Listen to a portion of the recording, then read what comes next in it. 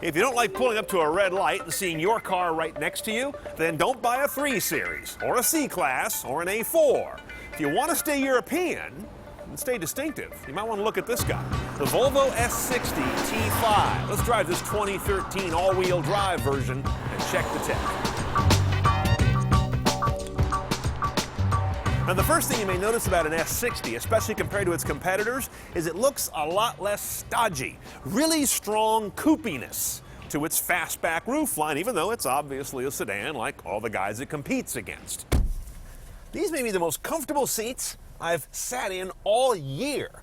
Not just in a car, anywhere. I mean, these are really great seats because Volvo isn't afraid to put some actual forgiveness in their cushioning. Most cars today have these seats that are lifted from Quaker pews in old churches. And once you get settled in here, you're looking at what is sort of a modern rendering of a mid-century Danish ethic, albeit in plastic. Same goes for the interface. They have a unique and very nicely rendered language. Now, our car is a little decontented. They didn't send us one with the full kahuna. Now, this screen, even without navigation, has your radio choices, AM, FM, HD radio as well, and satellite radio. Under media, you're going to find your single CD up here, USB and iPod here in the console.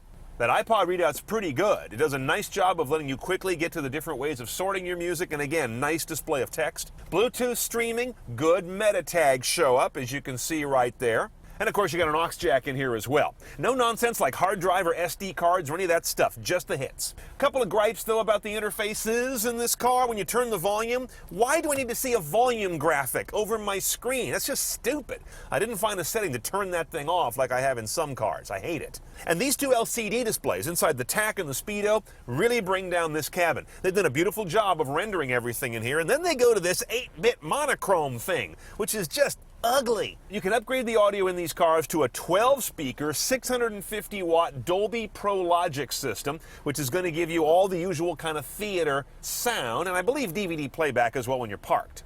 Check out this shifter on the one choice only 6-speed automatic. It's kind of one of those weird things that's clear with an LED you can see inside. I don't know where that gets you, and it doesn't match the look or design language of the rest of the car. You've got a gate over here on the left for shifting, as well as that being sport mode. If you kick it over there, no paddles on the wheel though.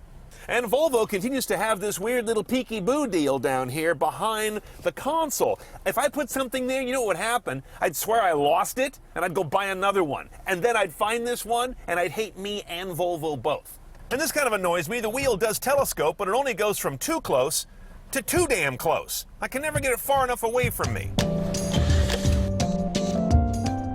If the green light is steady, that means the car is locked. If you get a steady yellow, you didn't lock it. A steady red, that means the alarm has been triggered since you were last there. Look for your missing iPhone. Both red lights flashing at once, that means the alarm was triggered less than 5 minutes ago. Look out for the boogeyman in the back seat. Now, our car is a T5. That means it has 5 cylinders, another oddball trait of this Volvo compared to its competitors. You can get a T6 version of an S60 that has 6 cylinders, and the T tells you both are turbocharged. Now, on the T5, the smaller engine model, you can option all-wheel drive. If you get the big engine, the T6, you're going to have all-wheel drive with you, like it or not. This particular one is going to give you 250 horse and 266 foot-pounds of torque, good numbers, to move a 3,550-pound car to 60 in about 6.6. Again, good numbers. MPG, again, good numbers, 2029. There's nothing remarkable under this hood, so when we drive it, it's going to be interesting to see if it turns out to be more than the numbers tell us. Now, on the road is where the S60 kind of falls down for me. Nice car to ride in, nice compliant ride, as I mentioned, really comfortable seats, but the power comes on kind of surgy from the turbo. It's kind of old school that way, and I didn't like any of the transmission modes. Drive is always in too tall a gear. Sport's too twitchy, always banging your head back and forth with every throttle input.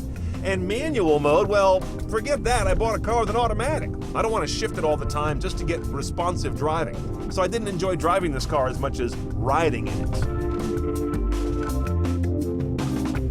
Okay, let's price out this S60. A T5, the smaller engine car, is about $32,800 delivered. Add $2,000 for all-wheel drive. There are several packages that roll in more tech. The one you want to go to and not screw around is going to be the Platinum package. That's going to get you keyless, the glass moonroof, park sensors, navigation, voice command. You're also going to get a rear camera. That's pretty much all in there. The other major package to consider on top of that is the technology package. That rolls in all the nanny technologies. Adaptive cruise control, lane departure warning, forward collision alert with full braking, road sign recognition, and those active high beam headlights. The goofy options to skip will be $795 for a portable nav system. You can do that on your own for about a fifth that much, and $1,800 for the rear seat entertainment, only if you're in love with DVDs and things that are retro.